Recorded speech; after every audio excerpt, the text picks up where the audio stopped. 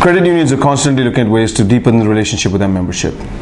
That tends to be a problem across all financial institutions, but with the lack of data analysis in place today for credit unions, that's a huge opportunity for them, and they all realize that. There's really a three-step approach that they can follow to start down the path of analytics and benefit from using that data in a way that really appeals back to their members. The first thing is obviously figuring out the problem that they want to solve, and that may mean reaching out as far, increasing checking penetration. It may mean increasing usage on their credit cards. It may mean deepening the relationship with their indirect auto lenders. Whatever the problem is, understand the first problem. The second piece would be obviously to find the right resources to implement on that. So as they go down the path to sort of answer that problem there, do they have the right team in place to get you there?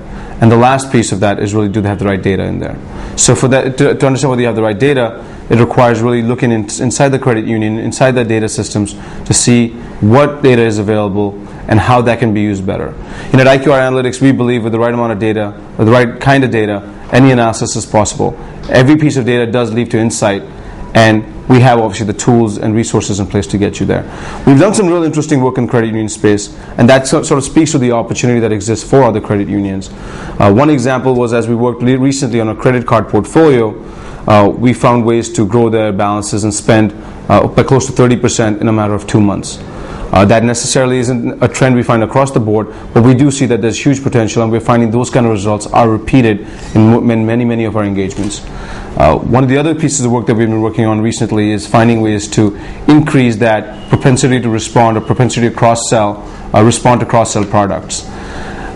Credit unions are constantly measured by the services per household model.